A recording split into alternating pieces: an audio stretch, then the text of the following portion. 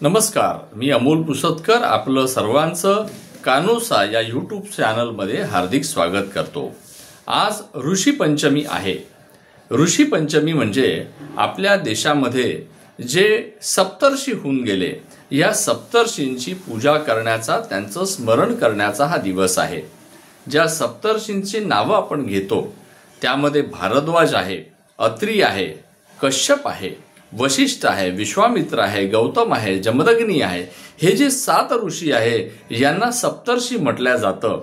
त्याचप्रमाणे आपल्या देशामध्ये एवढी मोठी संत परंपरा, ऋषी परंपरा लाभलेली आहे आणि या ऋषींनी समाजाच्या प्रत्येक गोष्टीचा अभ्यास केला होता आणि त्यांनी जे ग्रंथ लिहिलेले आहेत त्या ग्रंथांमध्ये ज्ञान पण आहे आणि विज्ञान पण आहे।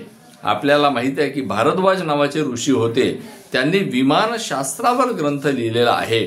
त्याचप्रमाणे अगस्ती ऋषी यांनी सुद्धा त्यांच्या जवळचे शस्त्र, दिव्यास्त्र हे प्रभू श्रीरामचंद्रांना दिले होते।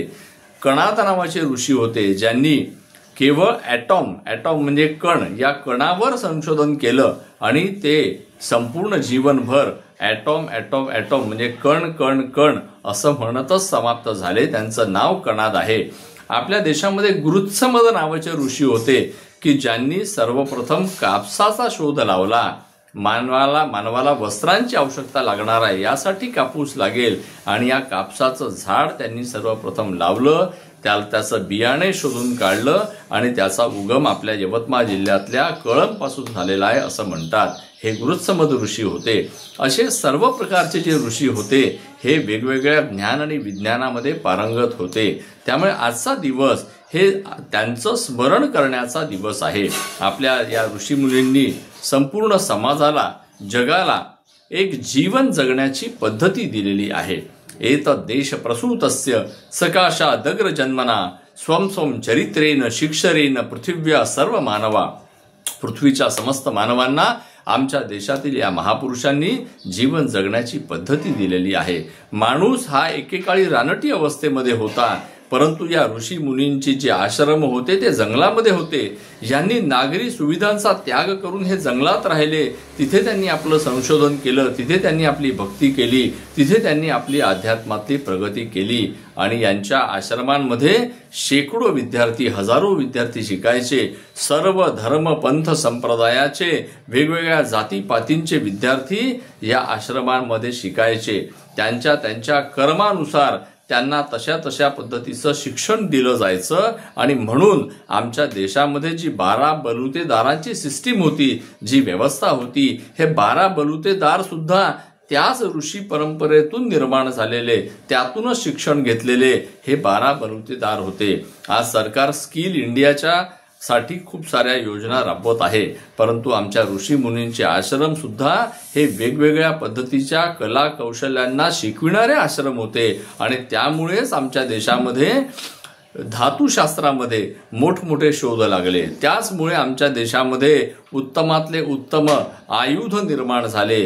त्याचमुळे आमच्या देशामध्ये ज्ञान आणि विज्ञान याचा प्रचार प्रसार झाला, संगीत आणि कला याचा प्रचार प्रसार झाला। ज्यावेळेला इंग्लंड आणि अमेरिका सारखे राष्ट्र अस्तित्वात नव्हते, तेथील लोक कुठेतरी जंगलामध्ये आपल्याला लज्जारक्षण करण्याकरता झाडांच्या साली पांघरून राहत होते, त्यावेळेला आमच्या देशामध्ये सामवेदाचे स्वर संपूर्ण देशामध्ये गुंजायमान होत होते। अशा पद्धतीचं आमचं ज्ञान आमच्या ऋषीमुनींनी आपल्या या ग्रंथांमध्ये त्यावेळेला लिहून ठेवलेला आहे। अशांबद्दलचं कृतज्ञता व्यक्त करण्याचा हा दिवस आहे। अनेक वेळेला महिला पुरुष त्यांच्या हातातनं होणाऱ्या ज्या काही धार्मिक कार्यातील दोष आहे त्याचा परिहार करण्यासाठी आजच्या दिवशी उपास सुद्धा करतात। असा हा आजचा दिवस आहे आणि आजचा दिवस हा महत्त्वाचा यासाठी आहे की शेगावीचे संत गजानन महाराज यांची भाद्रपद शुद्ध पंचमी ही त्यांची पुण्यतिथी आहे। त्यांनी चतुर्थीला म्हणजे गणपती बसण्याच्या दिवशीच आपल्या भक्तांना सांगितलं होतं की गणपती बोळवण्यासाठी तुम्ही मठामध्ये या। त्यांच्या इहलोक लीला संपवण्याच्या 2 वर्ष आधीच त्यांनी मला समाधी घेतल्यानंतर कुठे ठेवायची आहे ही जागा सुद्धा त्यांनी सांगितली होती। असे साक्षात्कारी संत गजानन महाराज होते। आणि संत गजानन महाराजांनी आपल्या भक्तांना सांगितलेलं आहे की मी गेलो असे मानू नका, भक्तीत अंतर करू नका, मी आहे येथेच तुमच्यासाठी, अशा पद्धतीचे आशीर्वचन त्यांनी आपल्या भक्तांना दिलेलं होतं. ज्यावेळेला गजानन महाराजांनी आपली इहलोकीची लीला संपवली त्यावेळेला तर काही मोबाईल टेलिफोन नव्हते, तरी सुद्धा गावोगावी माणसं पाठवून ही वार्ता सर्वांना कळविण्यात आली. गावागावांनी लोक बैलबंडीमध्ये बसून मिळेल त्या वाहनांनी शेगावला आले. गजानन महाराज यांची संपूर्ण शेगावभर यात्रा काढण्यात आली. टाळ, मृदुंग आणि वारकरी आणि भजन मंडळ्या ह्या सुद्धा गावोगावून आल्या आणि त्यानंतर गजानन महाराजांची यात्रा काढण्यात आली आणि त्यानंतर त्यांना रुद्राभिषेक करण्यात आला आणि त्यानंतर त्यांना जी जागा त्यांनी सांगितलेली होती त्या ठिकाणी त्यांना बसवण्यात आलं, ठेवण्यात आलं आणि त्यानंतर शिळा तिथे लावून घेण्यात आली.